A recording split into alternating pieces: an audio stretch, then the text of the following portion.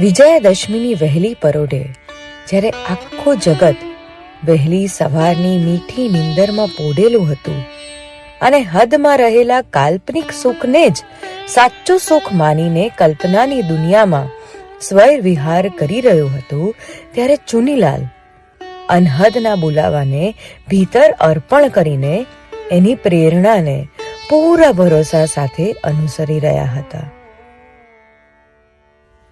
ઊંઘનું આગ્રહી જગત જાગરણનું મહત્વ સમજી ન શકે અને એને સમજાવવા જવું એટલે પાણીને વલોવીને માખણની આશા રાખવી.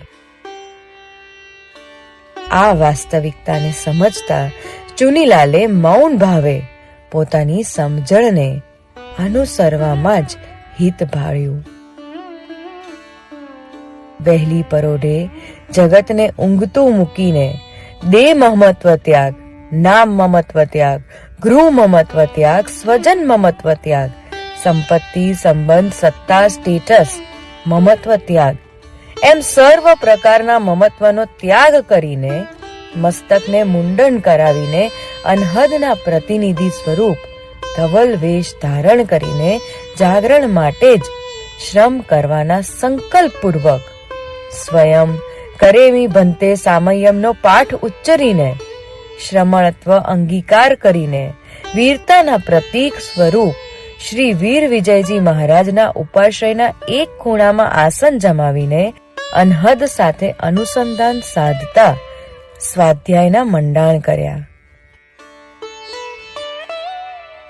આવા સ્વાધ્યાયનો પરિચય હોવાથી તરત જ અનુસંધાન સધાયું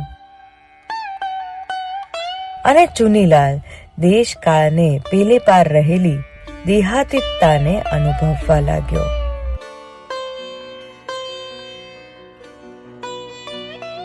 આ બાજુ ઘરમાં ઉજમબાએ સવારથી ચુનીલાલને જોયો નહીં.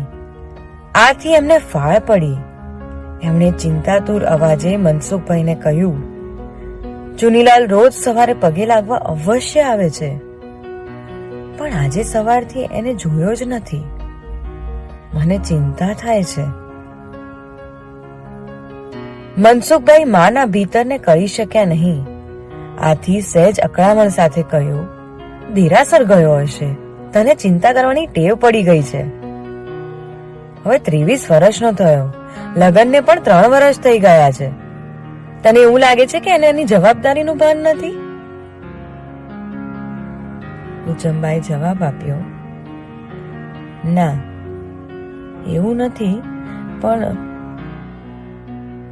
મનસુખભાઈએ કહ્યું, જો ઉજમ, બધાનો બધો ભાર તમારા માથે લેશો ને તો તમે જે ભાર નીચે ચગદાઈ જશો, અને ચુનીલાલ તો લાખોમાં એક છે એક. ઉજમબાએ કહ્યું, એ જ તો ચિંતા થાય છે.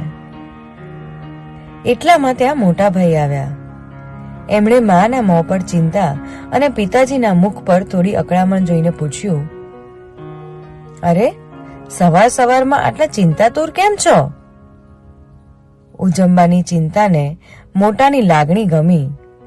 આથી અભિવ્યક્ત થઈ, ચુનીલાલને સવારથી જોયો જ નથી.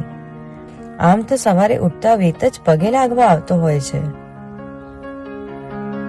મોટા ભાઈ આ સાંભળી સાશંક થઈ ગયા. એમને કહ્યું, બા, મને પણ ચિંતા તો રહ્યા જ કરે છે.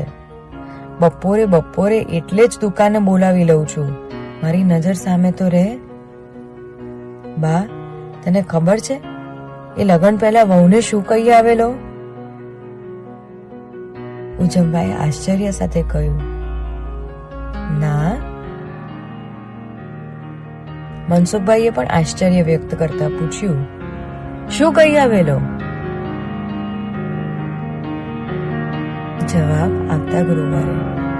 ઓમ શ્રી સિદ્ધિ સુરેશ્વર સદગુરુભ્યો નમઃ.